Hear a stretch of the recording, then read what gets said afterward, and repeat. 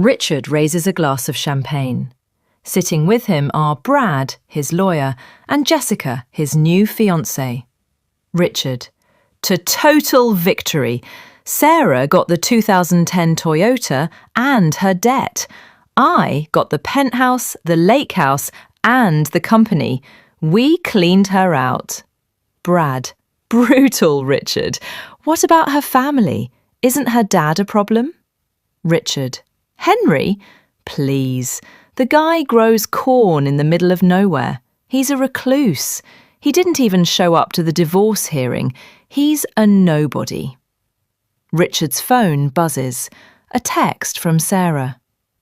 I'm packing the last box. Please let me leave in peace. Richard types back. Be gone by 7 p.m. or I burn your stuff. Richard: let's go. I want to watch her crawl away. Richard pulls up in his luxury SUV. Sarah is struggling to put a box of books into her old car. Richard honks loudly, startling her. She drops the books in a puddle. Jessica, stepping out under an umbrella.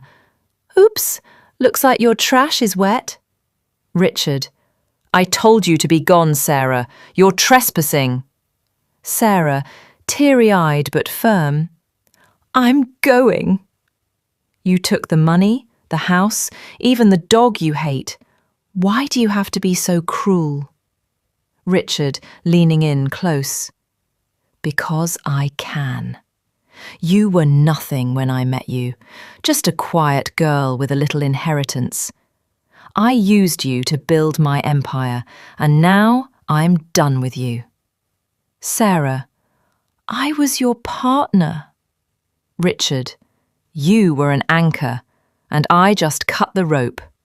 Go cry to your farmer daddy. Sarah slams her trunk and drives away.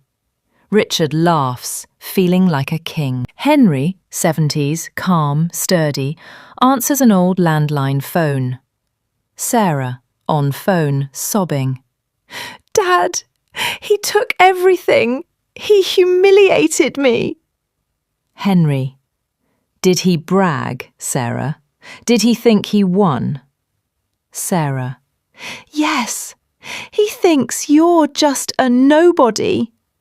Henry, a cold look in his eyes. Good.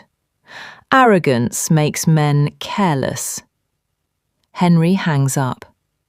He walks to a safe behind a painting. He opens it. Inside isn't farm equipment. It's hard drives, satellite phones, and old files. Henry: I'm going to make some calls. Richard thinks he declared war on a farmer. He's about to find out why they used to call me the architect. Richard is celebrating a massive merger deal. Suddenly, his CFO rushes in, pale as a ghost. CFO: Richard, the deal is dead.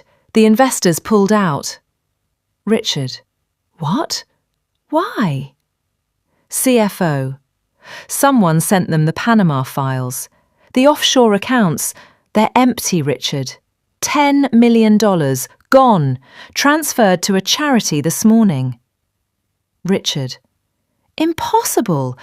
Only I have the codes. CFO: there's more. The State Bar just received a recording of you admitting to fraud. The police are on their way. Richard's phone rings. It's his private investigator. PI: Richard, I'm quitting. You told me your father-in-law was a farmer. I ran his old prints. Henry isn't a farmer. He used to build and destroy financial systems for the government. You poked a sleeping bear. Run. Desperate, Richard rushes to his safety deposit box to get his insurance, blackmail material he hid on a hard drive. He bribes the guard to let him in. He opens the box. It is empty.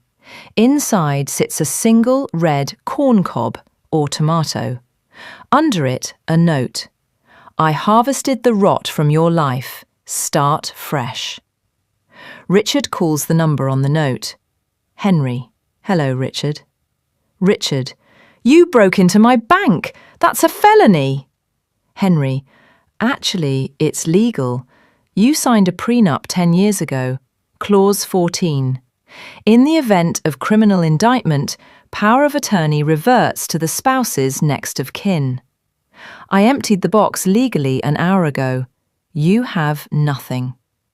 Richard, sliding to the floor. You tricked me. Henry. You mistook peace for weakness, son. That was your mistake. Richard stands before the judge, dishevelled and broke. Jessica has already left him. Mr. Richard Sterling, for fraud and embezzlement, I sentence you to 15 years in prison. As Richard is handcuffed, he sees Sarah and Henry in the back row. Sarah looks healthy and peaceful. Richard screams out, "Sarah, tell them I was a good husband! Help me!" You weren't a husband, Richard. You were a lesson. Henry stands up, walks to the railing, and looks Richard in the eye. You bragged about taking her queen, Richard. You forgot the king was still on the board. Richard is sweeping the prison floor, looking old and broken. He sees a newspaper.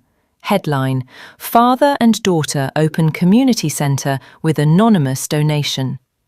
The photo shows Sarah and Henry smiling. Richard spent his life building a castle on sand, thinking he was untouchable. He learned too late that the scariest people aren't the loud ones who brag.